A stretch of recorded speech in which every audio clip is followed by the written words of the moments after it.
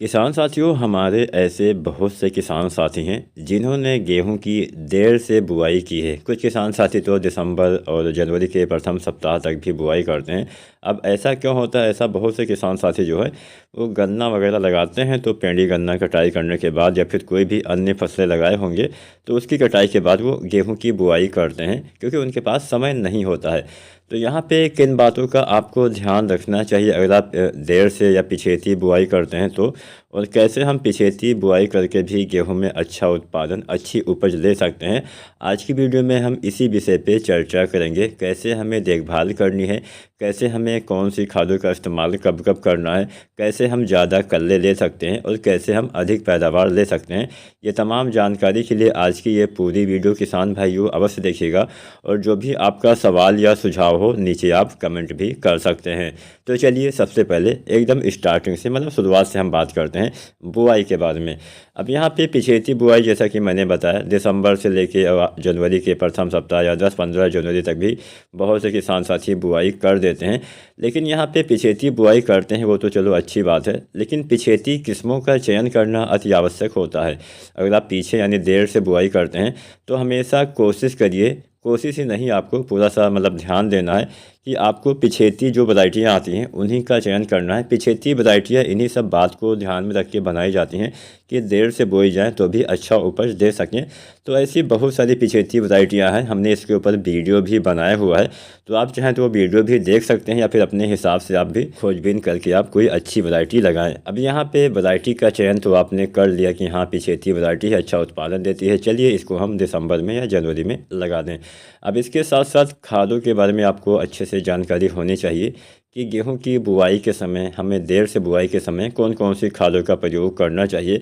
अब यहाँ पे अगर आप खाद के बारे में थोड़ा सा गलती करते हैं, वैसे भी आप देर से बुआई कर रहे हैं, उसमें ही अगर आप खादों का इस्तेमाल सही मात्रा में, सही खादों का इस्तेमाल नहीं करेंगे तो वहाँ पे सीधा सीधा असर उत्पादन पे पड़ेगा। तो चलिए बुआई के समय वाली खाद आपको बता देते हैं। बुआई के समय आपको डीएपी डालना है, लगभग 55 किलो आप डीएपी डालिए। यहाँ पे जो हम खाद की मात्रा आपको बता रहे हैं वह 1 एकड़ खेत के लिए पर्याप्त रहेगी। तो 1 एकड़ में 55 किलो आपको डीएपी डालना है। इसके साथ में आपको डालना है एमओपी पोटास लगभग 25 से 30 किलो। साथ में आपको डालना है यूरिया लगभग आप 20-22 किलो, यानी आधा कट्टा, आधा बैग यूरिया आपको लेना है। और 55 किलो डीएपी और 25 से 30 किलो एमओपी पोटास 60% वाला आपको इस्तेमाल करना है। ये 3 खादें बुआई के समय आपको अवश्य डालनी है।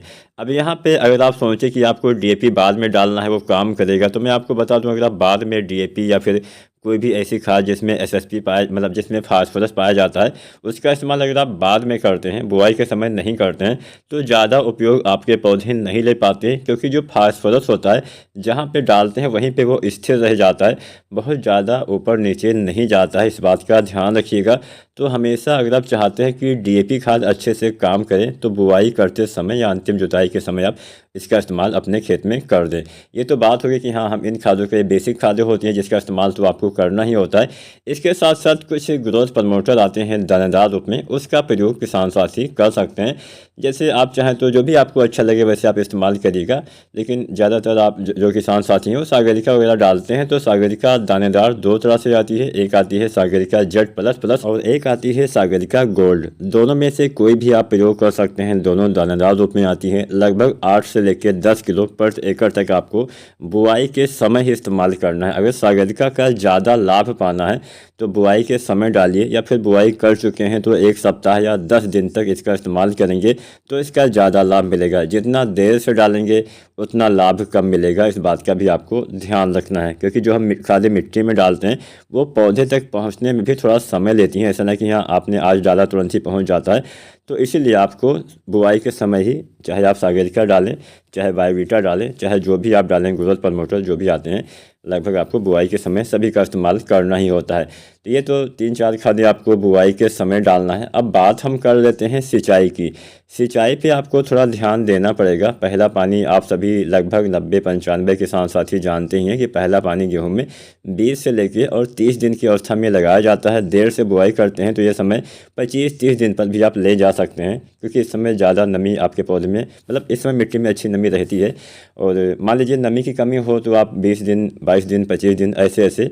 अब जो आपकी मिट्टी होती है उसके हिसाब से आपको सिंचाई का चयन करना है। मिट्टी में उचित नमी है तो आप 25 से 30 दिन पे सिंचाई करिए। नमी की कमी पहले भी आ जाती है, मान लीजिए 20 दिन से पहले भी नमी की कमी आ जाती है, तो आप सिंचाई कर सकते हैं। बस नमी ये जो अवस्था होती है 20 से 30 या फिर 15 से लेकर 25-30 दिन की, ये अवस्था होती है क्राउन स्टेज, ये जड़ वाली अवस्था होती है। 20 दिन के बाद से आपकी जो मुख्य जड़ें होती हैं उनका विकास होना स्टार्ट होता है। मुख्य जड़ हमारे जो शुरुआती जड़ हो निकलती है उसके ऊपर से निकलती है, और यही आपकी जो जड़ है ये आपके अंत तक, मतलब पौधे के एकदम लास्ट तक, जब तक आपके पौधे जीवित रहते हैं तब तक ये आपके पौधे को भोजन पहुंचाती है।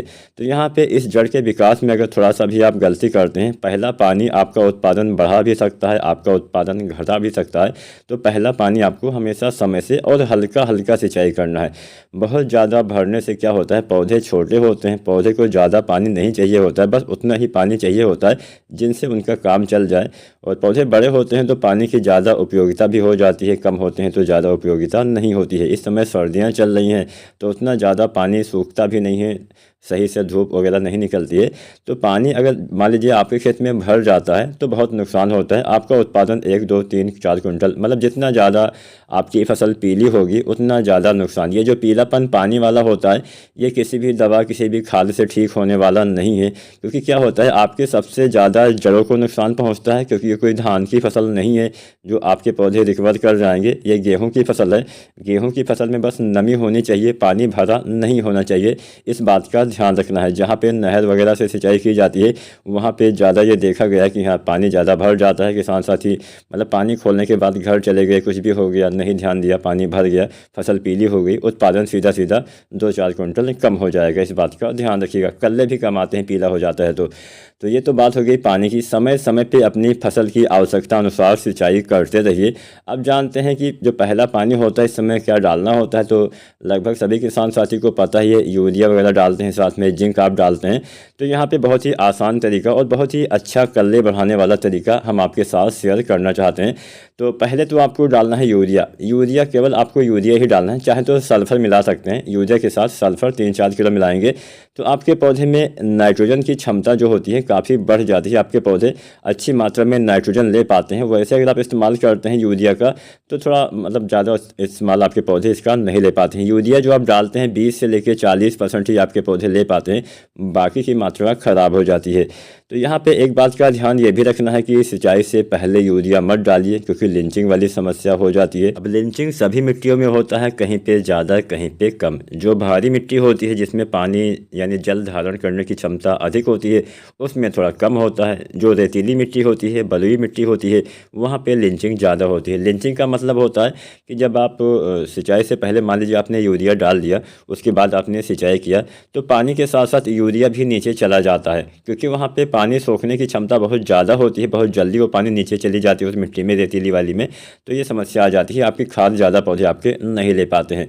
तो सिंचाई के बाद यूरिया 40 से 45 किलो पहले पानी पे और दूसरे पानी पे भी आपको 40 से 45 किलो यूरिया देना चाहिए। जो रेतीली मिट्टी है वहाँ पे आप जो ये यूरिया खाद डालने की जो समय है और जो ये मात्रा है उसको कम ज़्यादा कर सकते हैं। मतलब कई बार आप जो है यूरिया डालिए, मात्रा उतनी ही रहेगी, मात्रा को आपको नहीं बढ़ाना घटाना है। आपको 40-45 किलो यूरिया ही डालना है, लेकिन वो 40-45 किलो यूरिया आप 3-4 भागों में बांट के डाल सकते हैं। इससे क्या होता है कि लिंचिंग वाले जहाँ पे ज़्यादा रेतीली टाइप की मिट्टी होती है वहाँ पे थोड़ा सा आप लिंचिंग से बच सकते हैं। तो इस तरीके मतलब ये तरीका भी आप अपना सकते हैं। अब बात करते हैं कि आपको इसके साथ डालना चाहिए जिससे अच्छे कल्ले आएँ। तो यहाँ पे आपको लेना है जिंक 33% वाला 700 ग्राम। इसके साथ आपको लेना है मैग्नीशियम सल्फेट 1 किलो। साथ में आपको लेना है फेरस सल्फेट आधा किलो।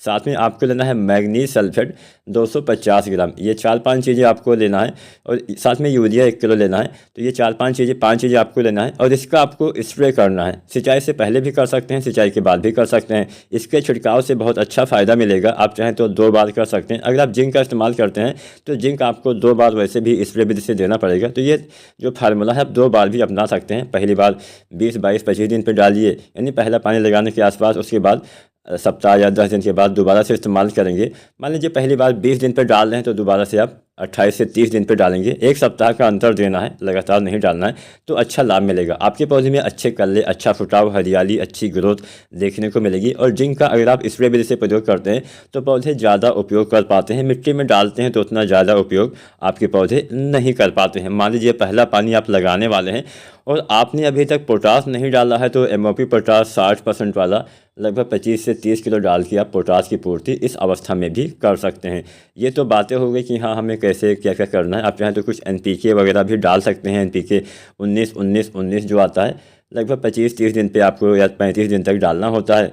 साथ में आप चाहें तो कोई भी, अगर आपने बुआई के समय कोई ग्रोथ प्रमोटर का इस्तेमाल नहीं किया है तो इस अवस्था में आप सागरिका लिक्विड वगैरह भी डाल सकते हैं। सागरिका लिक्विड पहले पानी के आसपास आपको डालना होता है, लगभग 250 ml से 500 ml पर एकड़ तक। और NPK 1 से 1.5 किलो आपको डालना होता है, भी पहले पानी के बाद डालेंगे तो अच्छा लाभ मिलेगा।